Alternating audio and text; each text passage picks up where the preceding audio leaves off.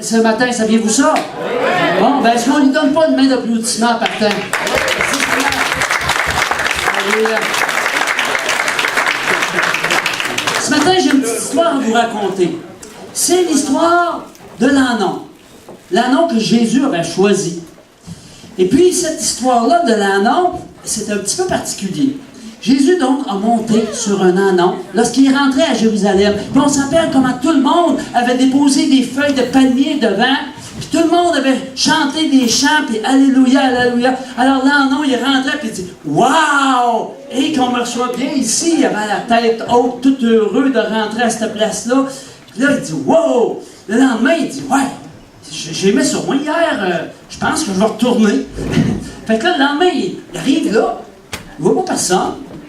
Il n'y a pas de branche de palmier. Puis là, ben, il continue à avancer. Personne commence à chanter des chants. Personne commence à louer, puis à dire wow, puis à applaudir, tout ça. Puis il dit qu'est-ce qui se passe donc? C'est que sans Jésus, nous ne sommes rien. Amen.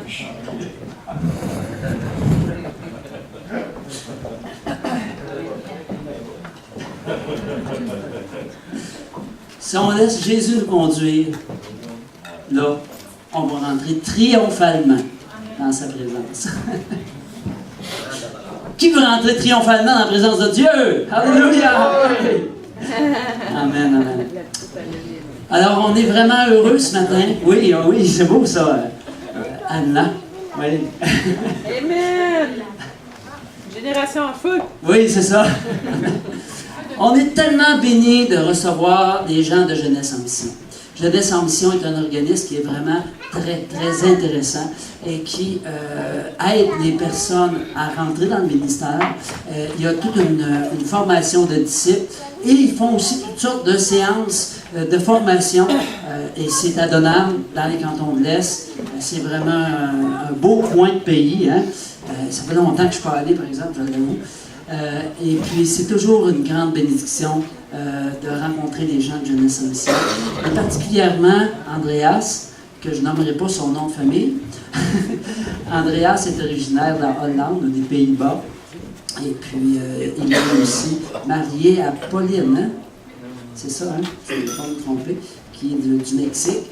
Alors, Jeunesse en Mission, ça fait ça, hein? Ça fait des mix, sur nos pays ensemble. Mais on est vraiment bénis.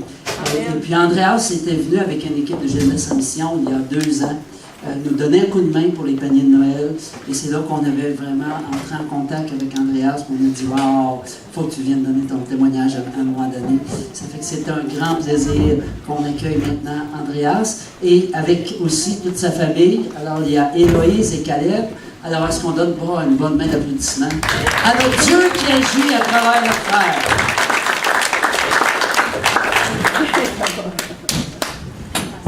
Bonjour, merci pour l'accueil. Oui, c'est vrai, mon nom est Andreas et mon nom de famille Van Dingen. Van Delen. Van Dingen. C'est pas si compliqué, mais si on le lit et prononcer, c'est différent. Donc, ouais, comme le pasteur disait, je suis né aux Pays-Bas, loin d'ici, et dans une famille chrétienne. Mes parents avaient rencontré Jésus dans les années 70, vraiment d'une façon qui a bouleversé leur vie. Il a changé leur vie comme il le fait dans la rencontre, véritablement. Et eux, leur façon de vivre était vraiment Jésus, on veut faire ta volonté d'abord et ensuite on verra. Mais souvent, on a tendance de dire non, mais ok, Dieu, tu peux avoir mes dimanches ou mes moments spécifiques, mais il faut quand même que je fais mes études, que je travaille. Donc, Juste un petit peu, oui. ouais. Juste pour vous dire aussi qu'on va avoir une pause vers 11h, donc on vous demande de rester à votre place et on va pouvoir se lever tout le monde ensemble, aller se servir. Alors, excuse-moi, Andreas. Ah, non, pas vrai.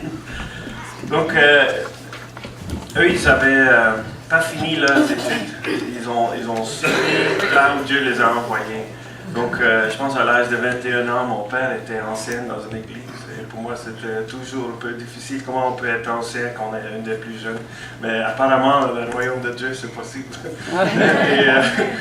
Et ouais, il a travaillé avec des gens, des toxicomanes, toutes sortes de choses que Dieu a mis dans le chemin de mes parents pour servir, pour aider, pour montrer aux gens le royaume de Dieu.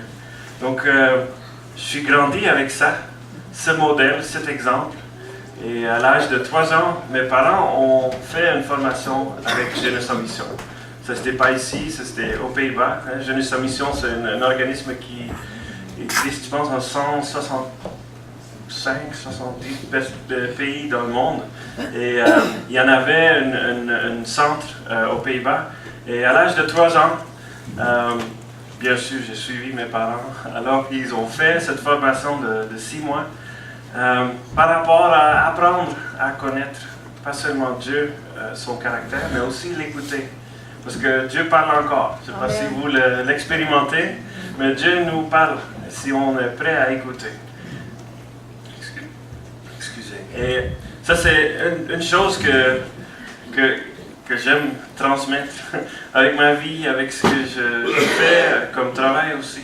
Mais d'un côté, oui, c'est vrai. D'un autre côté, c'est pas toujours évident de vraiment savoir ce que Dieu veut dire ou qu'est-ce qu'il est en train de faire.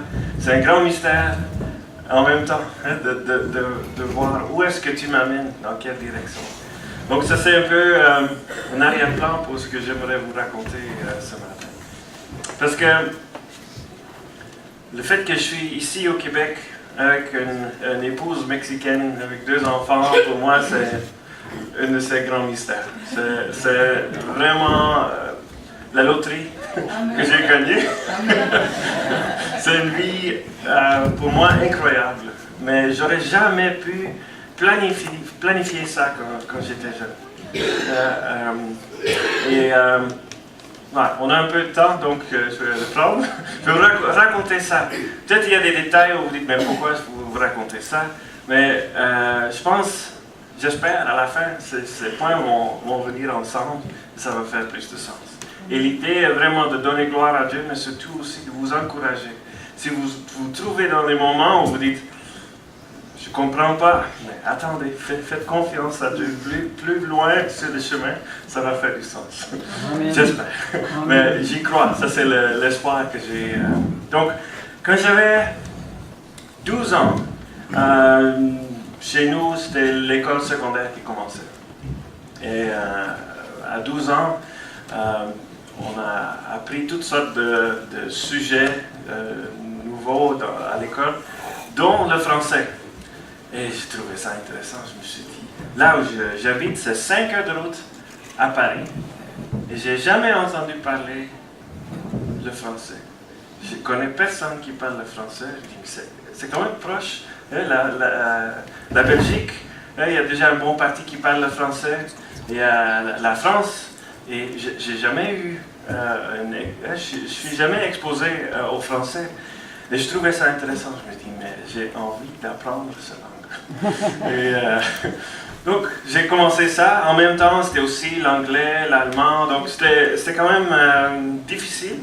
Et en tant que petit pays, les Pays-Bas, on a 16 millions de personnes sur un pays qui... Ça prend 3h30 du nord au sud et 1h30 de l'est à l'ouest. Donc, c'est un pays tout petit. Et quand on va... le chemin qu'on a pris pour arriver ici, ça c'est la distance pour faire tout notre pays. C'est le plus long possible. 7 ou 8 Pays-Bas dans le Québec? Plus, je pense 16, ou même plus, je ne me souviens plus, mais je pense que c'est 147 fois dans le Canada. 16 millions, donc oui, on est... Mais juste pour dire, en tant que petit pays, avec peu de place, c'est un pays où c'est important d'apprendre les autres langues. Parce qu'on ne peut pas tout produire qu'on a besoin chez nous. Hein, ça c'est juste économie. Mais on a besoin de faire les commerces avec les pays autour. Hein, l'Allemagne, la France, l'Angleterre, etc. Donc c'est pour ça qu'aux Pays-Bas c'est important que tout le monde apprenne ces langues. Je ne vais pas dit que tout le monde parle toutes les langues, mais à l'école, ils commencent avec 4 langues. Ça veut dire l'hollandais, l'anglais, le français et l'allemand. Donc, en tant qu'adolescent, on était tout mélangés parce que tout commence en même temps. Mais moi, j'étais passionné du français. Je voulais apprendre le français. Et ce qui m'a aidé beaucoup, et je crois que ça, c'est des petites perles de Dieu. Il m'a mis un prof, je pense pendant 3 ans, de français qui était vraiment bon, qui me passionnait encore plus à apprendre la langue. Donc lui, il n'était pas trop focalisé sur, d'abord il faut connaître tous les verbes et tous les temps. Lui, il a dit, le plus important, c'est la conversation. Pouvoir parler, interagir avec les gens. Donc pour moi, comme ça, une langue devient vivante. Si on apprend juste la grammaire, c'est dur, c'est sec, mais si on arrive à interagir avec les gens, ça c'est passionnant. Donc, toute l'école secondaire, j'ai eu le français. Et quand j'ai commencé à l'université, j'ai décidé aussi de continuer avec le français. Pas comme matière principale, mais c'était quand même un à côté. Et, donc, en total, j'ai eu le français à l'école pendant 8 ans. Et à la fin, je dis, mais Seigneur, pourquoi? Je connais encore personne qui parle le français. Je n'ai pas de réseau, je connecte avec personne qui est francophone. Donc, pourquoi, Seigneur? Ensuite, j'ai commencé le travail. Même chose. Rien. Jusqu'à l'âge de 25 ans, il n'y avait aucune connexion avec le français. Et ça m'a vraiment donné des questions, des échos. Pourquoi? Ça ne sert à rien. Même si je veux, j'ai personne avec qui je peux pratiquer mon français. Donc, ça c'est une fil de mon histoire. Jusqu'à 25 ans, je n'avais aucune idée pourquoi est-ce que Dieu m'a donné l'amour pour le français. Amen.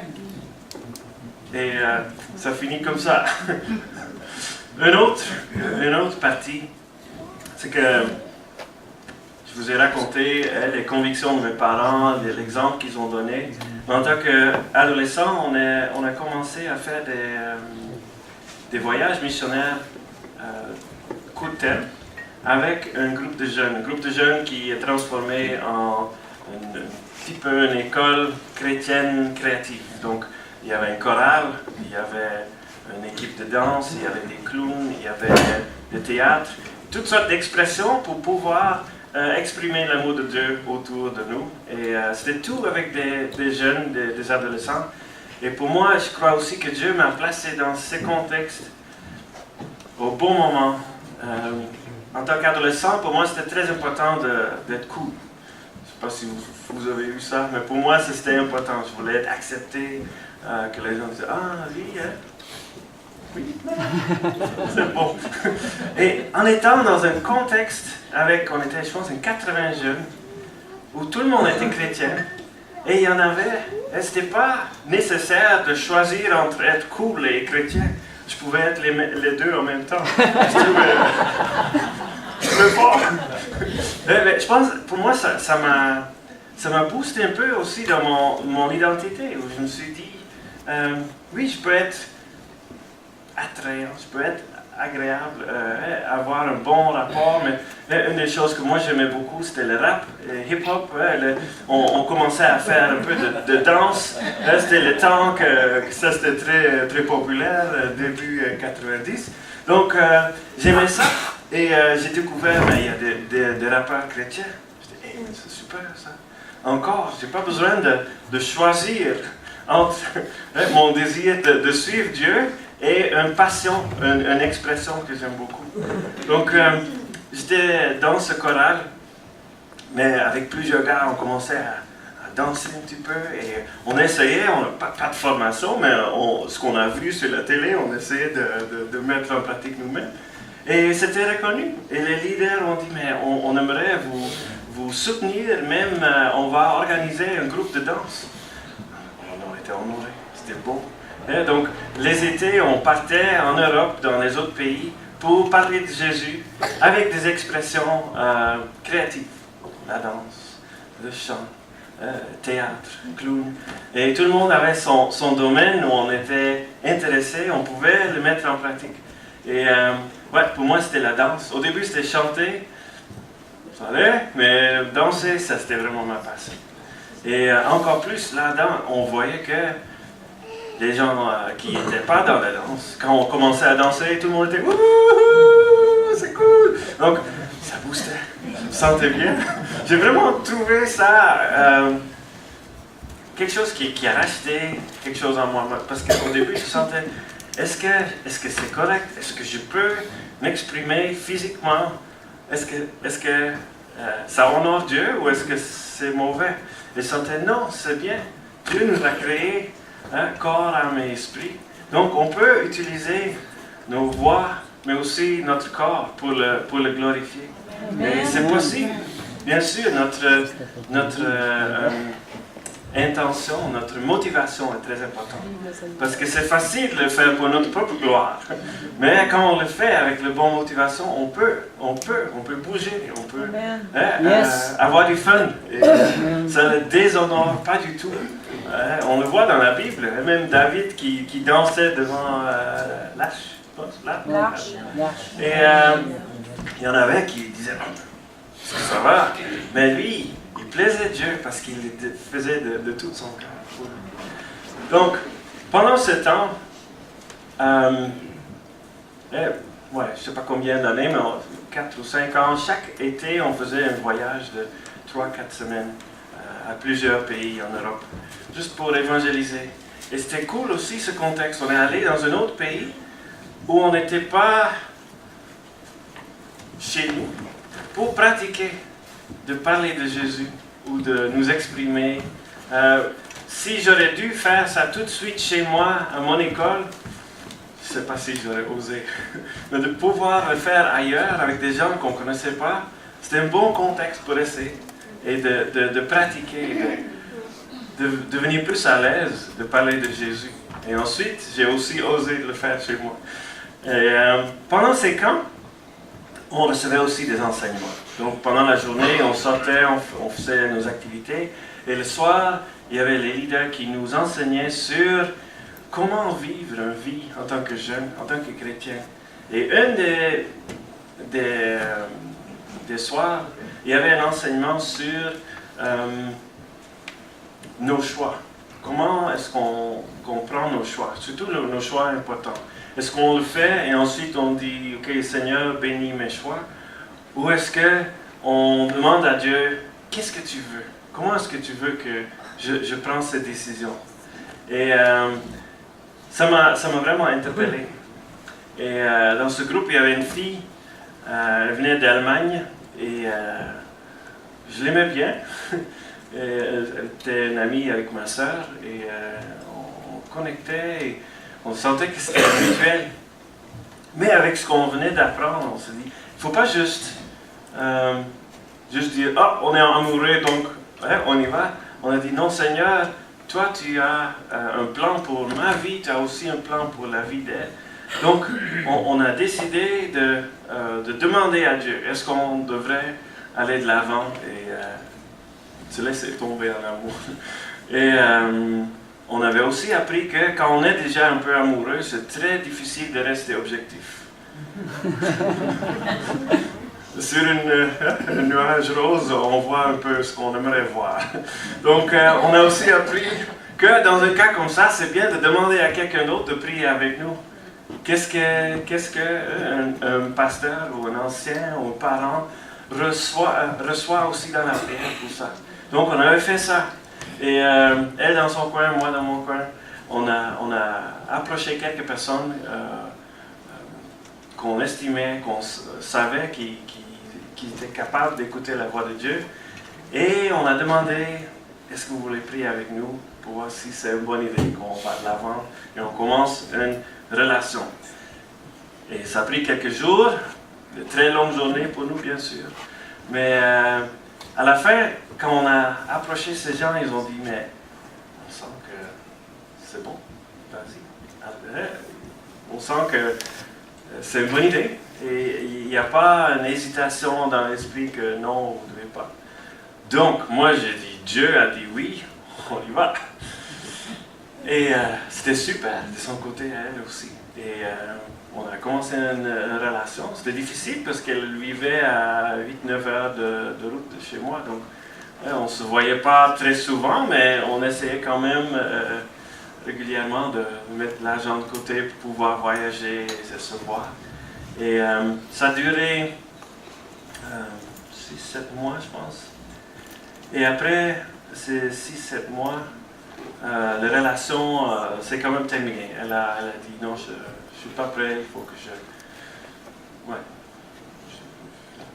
travaille sur moi, que je regarde quelque chose avec Dieu. Moi je dis c'est pas grave, Dieu a déjà dit que c'est bon, donc bientôt on va reprendre. Ça c'était mon point de vue. Et ça a duré quelques mois. Et ensuite, je n'ai pas eu de nouvelles directes d'elle, mais j'ai entendu de quelqu'un d'autre qu'elle a trouvé un autre copain. Je dis, mais ça va finir, parce que Dieu l'avait dit. Donc, quand j'ai entendu qu'elle s'est fiancée, je commençais à m'inquiéter un petit peu. Et quand elle s'est mariée avec l'autre personne, ça a complètement écrasé ma vie. J'étais comme, oui, dessus d'elle, mais surtout, j'avais l'impression que Dieu m'avait trahi. Je dis, mais on t'avait demandé, tu avais dit oui. Et là, soit tu n'es pas tout puissant, hein, le Dieu qui connaît tout, le Dieu qui contrôle, qui est souverain, ou tu m'as menti, mais mon cœur était complètement brisé. Je ne savais plus quoi penser, quoi faire. Et d'elle, bien sûr, ça c'était, un cœur brisé, c'est quelque chose, mais je me dis, le Dieu que j'ai décidé de suivre toute ma vie, que j'ai confié quelque chose qui était le plus sensible, le plus intime de mon cœur, je l'avais confié à Dieu, et j'étais sûr que c'était en sécurité avec lui. Et je sentais comme s'il avait juste laissé tomber comme ça. Et je ne savais vraiment pas quoi penser. Et pendant peut-être 2-3 ans, je me suis un peu éloigné de Dieu. Je n'ai jamais dit que, ok Dieu, je ne te sers plus, je ne vais plus avec toi. J'avais tellement une conviction que Dieu est le Dieu, il n'y a aucun autre Dieu, ça ne sert pas à vivre pour moi-même ou pour quelque chose d'autre, mais je trouvais en même temps très difficile d'avoir la confiance que ce qui était précieux pour moi, que je pourrais le mettre entre ses mains. Donc j'ai vécu un peu une vie neutre, je ne sais pas si ça fait du sens, où je n'étais pas très engagé au niveau de cœur. Et mon identité, je trouvais difficile aussi parce que qu'est-ce qu'on fait si on sent que le Dieu qu'on essaye de servir t'a trahi, mais tu n'as aucun autre endroit pour aller, mais en même temps, avancer, c'est trop douloureux aussi. Donc, j'ai focalisé, c'était vers la fin de mon université. Vous voyez que ces deux histoires sont un peu parallèles. Hein? Et donc, quand j'ai fini mon université, j'ai commencé à travailler. Et avec une vie où mes parents avaient peu d'argent, parce qu'ils se sont toujours focalisés sur le ministère, sur investir dans les vies des autres, où ils n'avaient pas fini leur étude. Donc, ils n'avaient jamais un emploi qui était abondant au niveau finance. Ça, c'était le norme pour nous. Et c'était rien de grave. On n'a rien manqué dans notre vie. Il y a des choses qu'on n'a pas eues, mais tout ce qu'on avait besoin, on avait. Et je ne me plains pas du tout. Sauf que quand j'ai commencé à travailler et j'ai reçu mon premier paie, oh! Ça, c'est beau! Donc, ça c'était un peu le moment où mon cœur était, comment on dit, numb. C'est neutre. Neutre, ouais. C'est comme, on sent pas trop les émotions. Et en même temps, je reçois ce paye qui était plus élevé que jamais que j'ai vu dans ma vie. Et je pouvais aller manger dans les restaurants tous les jours pour acheter mes vêtements. J'ai fait des voyages où j'ai jamais pu me permettre ces choses. Et j'ai dit, waouh, c'est pas mal. Sauf que après une année, je me suis rendu compte, oui, c'est le fun, mais ça remplit pas. Ça remplit pas notre identité, notre but dans la vie. C'est plus un confort, c'est agréable, oui. Moi, si je peux vivre avec plus d'argent ou moins d'argent, bien sûr, je vais choisir à vivre avec plus d'argent. Mais ça ne remplit pas qui on est, comment on s'épanouit. Pour ça, il y a besoin de plus. Et là, je me suis rendu compte, il faut que je retourne à une vie intentionnelle avec Dieu. Il faut que je travaille sur ça parce que je ne peux pas vivre une vie neutre comme ça. Encore 60 ans, ça ne va pas. Ça ne remplit pas. Donc, cet été, au travail, je faisais ça s'appelle un traineeship. Donc, je travaillais, mais je recevais une formation en même temps. Donc, là, je me suis dit, OK, il faut, avant qu'il me propose un poste durée indéterminée, il faut que je fais quelque chose d'autre. Il faut sortir de mon cadre, ma vie ici. J'ai toujours dit que j'aimerais voyager encore. Si je ne le fais pas maintenant, je ne vais plus le faire. Je vais acheter une maison et là, quitter avec plus de bagages à la maison, c'est plus dur. Donc j'ai dit, OK, je vais faire une école de formation de disciples. Peut-être j'ai mal compris de Dieu, il faut que j'apprenne à écouter la voix de Dieu moi-même.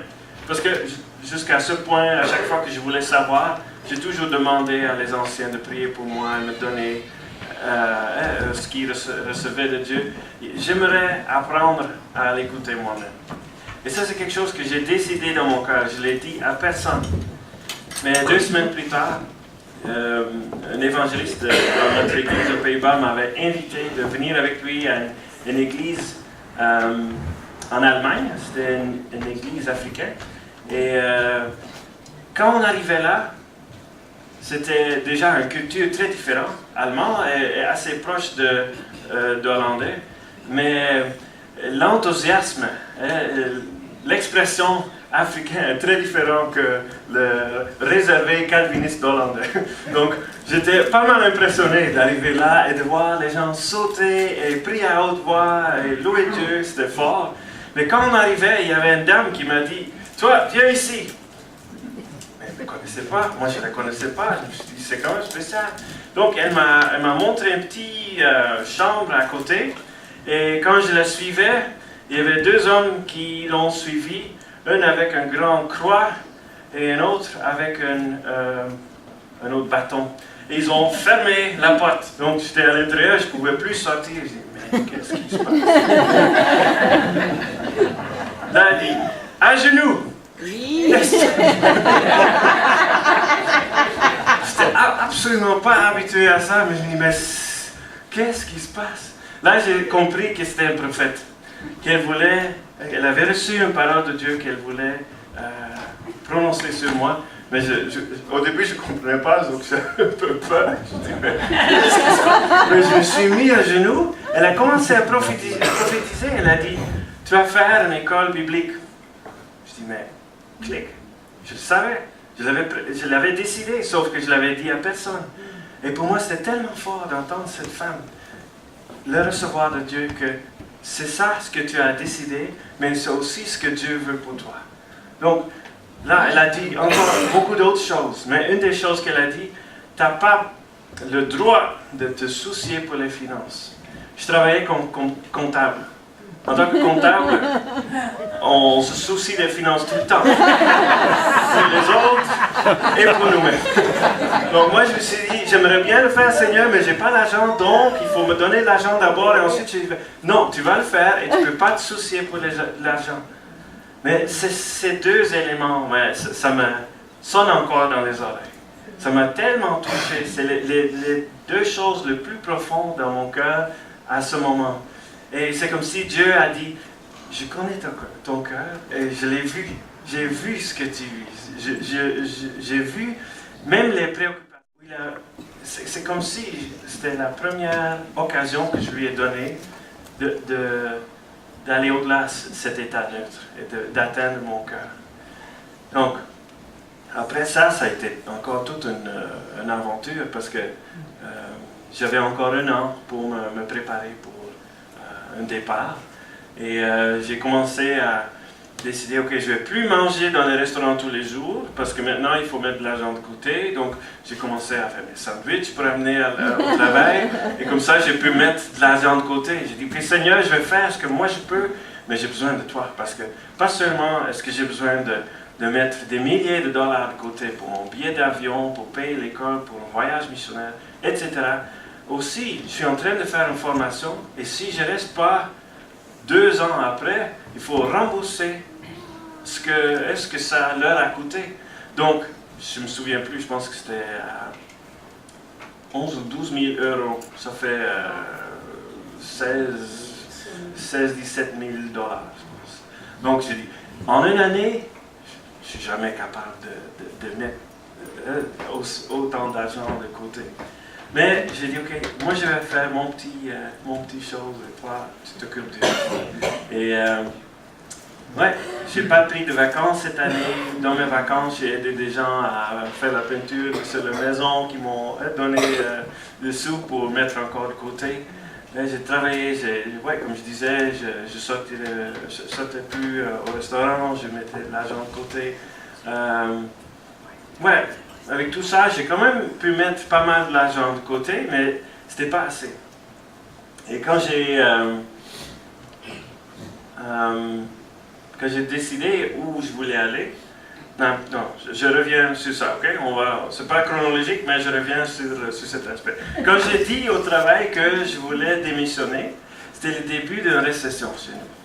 Donc, la grande compagnie où j'étais devait virer des gens. Et pour eux, le fait que moi j'étais prêt à partir volontairement, ça leur convenait.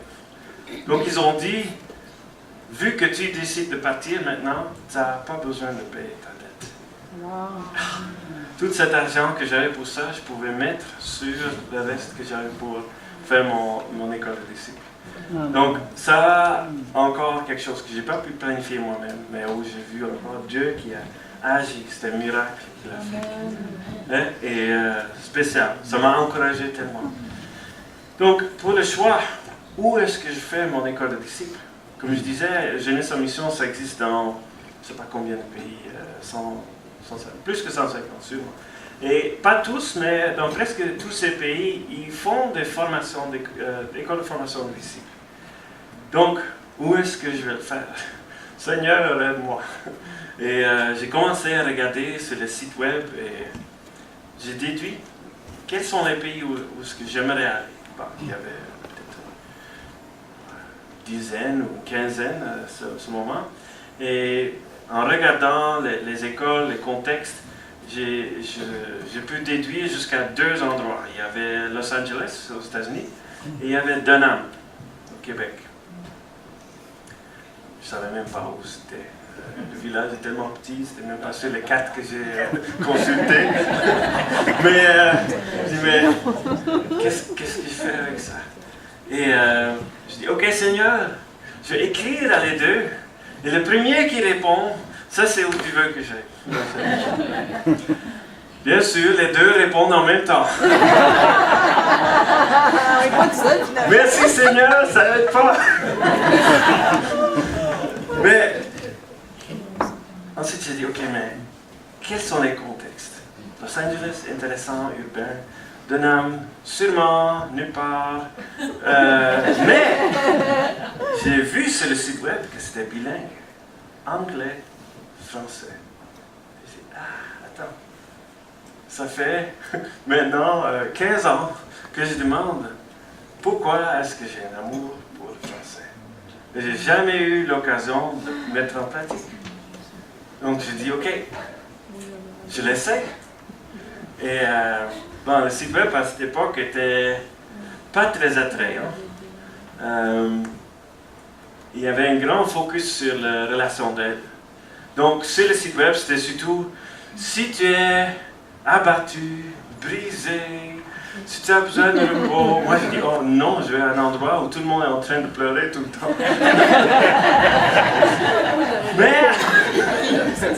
Mais j'y vais pareil, on verra. Et quand j'arrivais, c'était pas du tout comme ça. Pas du tout. On était une quinzaine d'étudiants et on a eu tellement de fun. C'était tellement cool de chercher Dieu ensemble. Amen. Mais parmi ces 15, il y avait une fille. Mexicaine. C'est Paulina. Ben, il y avait deux, sa sœur était là aussi. Mais bien sûr, j'avais encore ces questions. Pourquoi, comment, est-ce que ça fonctionne? Pourquoi est-ce que j'avais demandé à Dieu? Et pourquoi est-ce que ça n'a pas fonctionné, cette relation? Et, mais avec tout ce qui s'est passé, avec l'église où la dame a prophétisé sur moi, l'argent, ses paroles qui étaient vraiment pile, le travail de formation, tout semblait de fonctionner. J'ai vraiment donné le temps à Dieu de racheter ça. Ce n'est pas des choses où j'ai dit à tout le monde, mais Dieu ment et il n'est pas bon. Mais dans mon cœur, j'avais quand même encore ces questions. Et pendant les 3 mois de cours, j'ai appris à entendre la voix de Dieu moi-même. J'ai eu des temps tellement forts où il m'a parlé, des fois à travers la musique, des fois à travers quelqu'un d'autre, des fois à travers la nature, des fois des rêves. C'était vraiment fort. Et c'est comme si Dieu m'a dit, moi j'ai un plan parfait. Et cette relation aurait pu fonctionner dans mon plan parfait. Des fois, on a l'impression qu'il y a une personne. Et si on rate cette personne, mais c'est foutu. C'est fini. Désolé. Mais avec Dieu, j'ai l'impression qu'il me disait, non mais c'est pas ça. Lui, il a un cœur pour bénir. Il a un cœur pour racheter. Yes. Il a un cœur pour réparer. Amen. C'est le Dieu, je ne sais pas si vous avez déjà entendu ça, mais le Dieu du seconde chance. Amen. Ou du troisième. Mais il est tellement patient. Il est tellement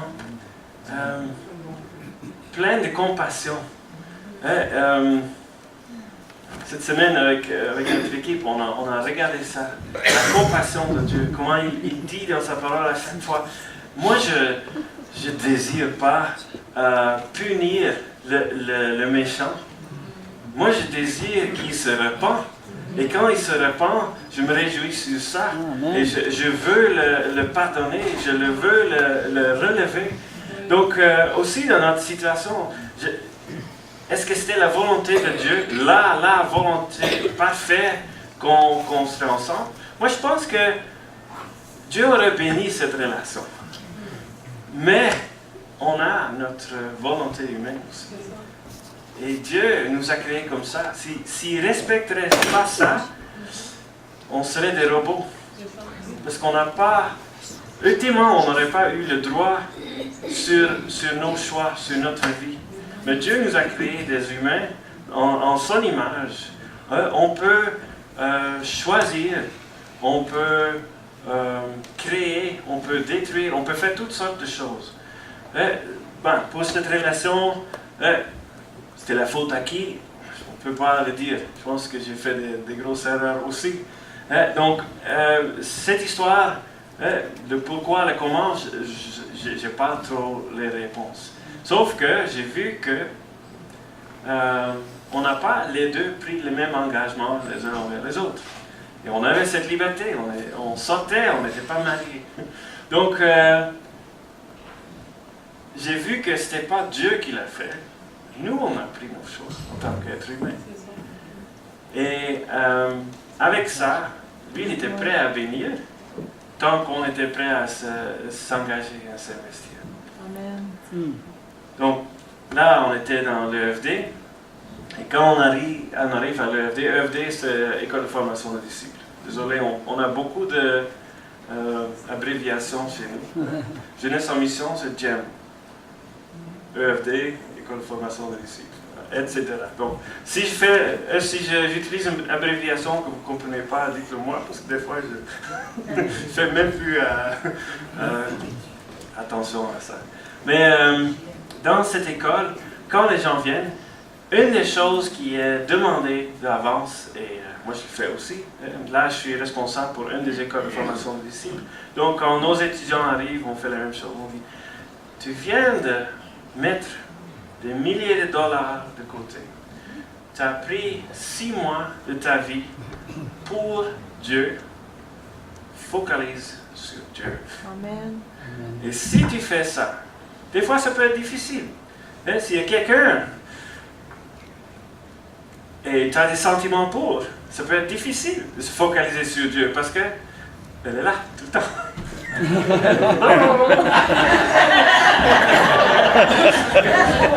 Juste pour dire que du moment que Pauline est arrivée, mais j'ai pris cet engagement, j'ai dit, ok Seigneur, je suis venu ici pour toi et mon désir est de te connaître davantage. Et si je perds ce focus, c'est gaspiller ces 6 mois. Même si ça peut être très, très bon de passer du temps ensemble, de savoir qu'on est chrétiens les deux. Etc. Non, si Dieu nous a appelés dans une saison pour quelque chose, il faut le mettre en première place. Amen. Donc j'ai lutté pendant des mois, mais j'ai dit non Seigneur, mon désir est de t'honorer. Je veux te connaître. Parle-moi. Et à chaque fois que Pauline est entrée dans mes pensées, je l'ai levé à Dieu. J'ai dit, ok Seigneur, prends soin d'elle. Et je veux te faire confiance pour mon futur. Amen. Donc, ça a été 5-6 mois intenses, mais vraiment beau. Ça m'a transformé. Même si j'étais déjà chrétien, baptisé, en feu pour lui, là, j'ai senti que Dieu m'a montré de vivre avec des autres priorités, de le chercher d'abord, comme ça dit, dans sa parole. Et à la fin de notre temps ensemble, j'ai approché Paulina, j'ai raconté un peu comment je me sentais, et c'était pas mutuel.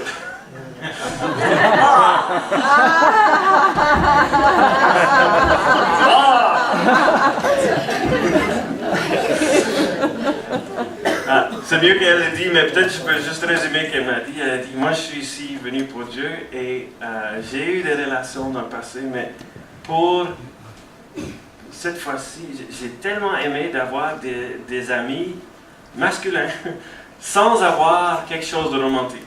Un peu ça. Hein? Donc, mais pour moi, il y avait quand même... Donc, mais on n'était pas sur le même longueur d'onde. Donc j'ai dû la... relâcher une sorte de... Pardon? Release, c'est ça. Et après, je suis retourné chez moi, aux Pays-Bas. Et Pauline est retournée au Mexique. Et quand je partais, j'ai pleuré. J'étais sûr que j'allais jamais revenir au Québec. J'allais jamais revenir, Paulina, ni les autres. Et je suis revenu chez moi. Continuer de faire ce que j'avais appris, de prendre du temps avec Dieu, d'écouter, ok Seigneur, c'est quoi la prochaine étape, qu'est-ce que tu veux pour moi? Je pensais peut-être quelque chose en Europe, et pendant 3 mois j'ai essayé de voir si les portes s'ouvraient, et non. Et à la fin de ces 3 mois, j'étais fatigué, et aussi encore un peu dessus. Oh, Seigneur, j'ai essayé tellement. Mais je pense que le lendemain, quelqu'un de Jeunesse en Mission Donham m'a contacté pour dire on a prié, on aimerait t'inviter de revenir à Donham, aider en tant que staff. Wow. Et quand j'ai essayé ça, les portes sont ouvertes comme ça, l'un après l'autre. Ok, c'est ça.